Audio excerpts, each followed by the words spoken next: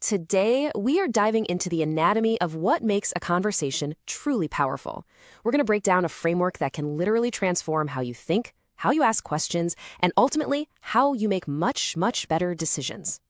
So have you ever been in a meeting, maybe a one-on-one, and you just get that feeling in your gut that you're not getting to the heart of the matter? Yeah, it's a super common frustration. And these kinds of surface-level chats often lead to weak commitments and honestly pretty bad decisions, all because we never really dig deep enough to find the core issues.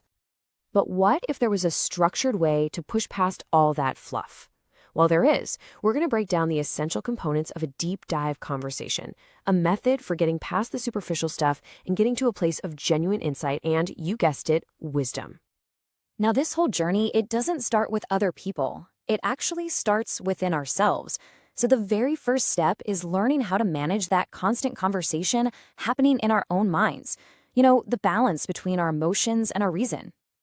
Just think of it like an internal tug of war, right? On one side, you've got your emotional thinking. This is where all your creativity and intuition comes from. But if it pulls too hard, it can totally cloud your ability to see things objectively. And then on the other side, you've got your rational thinking. It's analytical, it's objective, but if it takes over, it can completely stomp out those creative, innovative sparks that come from our emotions. You see what's happening here? It's this tricky feedback loop. When our emotions are running the show, our rational thought just can't keep up. But when pure, cold reason takes over, it can shut down those potentially brilliant creative ideas. It is such a delicate balance, and tipping too far one way or the other really limits our thinking. So the big question is, how do we manage this internal tug of war? Well, the key is something we can call wisdom. And it's not about choosing one side over the other. It's the active skill of regulating both. It's knowing when to lean into that analytical part of your brain and when to let those creative, emotional ideas flow so you can find real clarity. Okay, so once we've found a little bit of that internal balance, we can turn to the number one tool of any deep conversation, the questions we ask. But here's the thing, it turns out not all questions are created equal. This quote from W. Edward Stemming, man, it just hits the nail on the head. It's not just about asking a bunch of questions. It's about asking the right ones, because the right question is what unlocks everything. It's the key to discovery.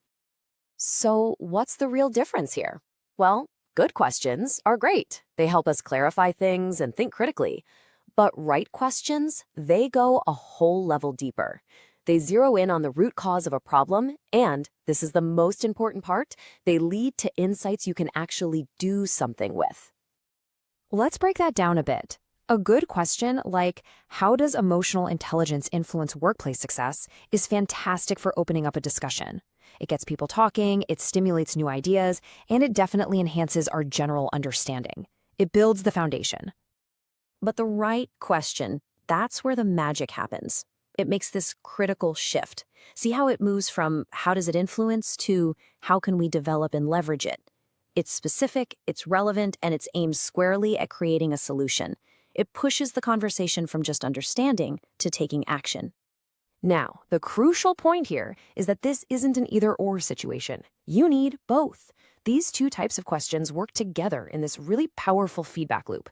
You ask good questions to get the context you need so you can formulate the right questions. And once you ask a right question, your understanding deepens, which lets you ask even better good questions. See how they feed each other? All right, the final piece of this puzzle is the outcome. I mean, a deep conversation, fueled by the right questions, always leads to a decision. And right here, we face this fundamental fork in the road. We can take the easy path, or we can take the right path. The easy choice, it feels good right now. It gives you immediate benefits, and it takes way less effort, but it's almost always focused on the short term. The right choice, on the other hand, prioritizes long-term value and keeps us lined up with our bigger goals, even if it feels a lot harder in the moment. The real danger with easy choices is that they create this self-reinforcing loop that can become a habit that just keeps us running in place, and it becomes incredibly difficult to break free. Here's how that trap works. The more easy, short-term choices you make, the more your brain gets wired to look for that quick win, that immediate gratification. And that short-term focus makes you even more likely to pick the easy route next time, trapping you in a cycle that stops you from ever making truly smart, long-term decisions. But, and this is a big but, there is a powerful alternative.